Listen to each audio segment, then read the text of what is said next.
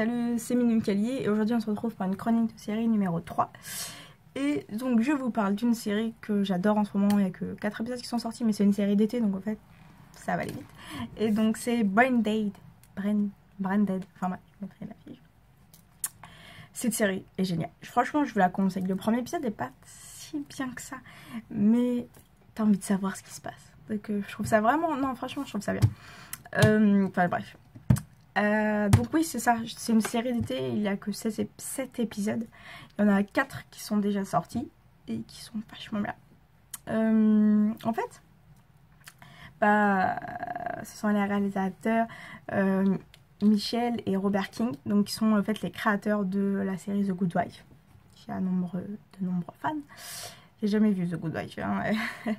Mais voilà. Cette série est diffusée sur la chaîne CBS, voilà. Comme j'ai dit, c'est une série d'été assez rapide à regarder. Dès que tous les épisodes seront sortis, je pense que ça finit août. Ouais, ça doit finir en août. Début août. Ouais, ça doit être début août, c'est la fin, je pense. Il reste 3 épisodes à diffuser. Donc voilà. J'aime beaucoup cette série parce que... je vous raconte un peu l'histoire de ce qui se passe. En fait, c'est l'histoire de Laurel Ellie. Je sais pas trop comment ça se prononce, j'ai pas un bel accent. En fait, c'est une documentariste. Elle aime faire des documentaires, tout ça, sauf qu'elle a pas assez d'argent pour financer son dernier documentaire. Du coup, son père lui dit « Hey, tu vas aller aider ton frère et travailler pour lui. » Et en fait, lui, il est sénateur. C'est un sénateur démocrate, ça n'a rien d'importance. Et du coup, elle arrive. Et en fait, le problème en ce moment du gouvernement, c'est qu'ils sont bloqués parce que voilà, il y a un problème avec les sénateurs démocrates et républicains, tout ça. Et du coup, elle se met à travailler pour eux. Et en fait, elle se rend compte qu'il y a un truc bizarre. Et au même moment, on a une météorite qui s'écrase sur Terre, et en fait des fourmis extraterrestres sortent de cette météorite. Tout à fait normal, des fourmis. Et en fait, elles prennent le contrôle des gens, genre en gros, elles rentrent dans la tête, font sortir un bout du cerveau, et des fois ça se passe mal, le cerveau explose. En gros, voilà ce qui se passe. Et elle se rend compte qu'il y a un truc qui va pas, les gens sont bizarres, tout ça. Et voilà. Donc, je vais pas tout vous dire, je vais pas tout vous raconter, mais en gros, c'est ce qu'on apprend, tout ça. Et voilà, c'est super sympa parce qu'il y a... Enfin, c'est totalement ironique parce qu'on critique la politique totalement. Puis, en même temps, t'as des extraterrestres. Enfin, c'est juste trop bien. Ça fait beaucoup rire. Et t'as envie de savoir à chaque fois ce qui va se passer, comment ça va finir. C'est un mélange de SF, de science-fiction, puis de politique, House of Cards, tu vois, genre... Et c'est un super mélange, ça marche super bien. Certains acteurs sont connus, genre l'actrice, l'héroïne principale, Laurel Ellie, elle a été découverte dans Cloverfield, pour ceux qui connaissent le film Cloverfield. Après, on a son frère, je crois, qui jouait dans Cold Case, voilà, pour les gens qui sont un petit peu fans. Puis on a plusieurs acteurs qui viennent de The Good Wife, je peux pas vous dire lesquels, parce que je connais pas trop The Good Wife. Mais voilà, donc je peux pas vous dire quel personnage jouait dans The Good Wife, mais bon, voilà. Vous avez aussi un triangle amoureux, les trucs que j'aime bien, les triangles amoureux, tout ça c'est sympa, t'as toujours ton préféré, tout, team machin.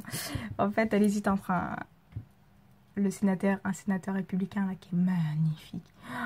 Oh my fucking god, il est magnifique. Enfin, il est pas sénateur, genre il est boss pour un sénateur républicain, mais il est super beau. Et elle hésite entre un agent du FBI qui est plutôt pas mal aussi, mais que je préfère largement... les républicains, mais du coup comme républicain démocrate, c'est un peu comme à la Roméo et Juliette, tu vois, genre. Enfin vraiment c'est que ça, c'est que de l'ironie, puis enfin je trouve ça juste énorme. Il n'y a pas beaucoup d'épisodes, donc je vous conseille de regarder des séries rapides comme ça se regarde en pas long. Ah oui, un autre point super positif de cette série, c'est juste énorme.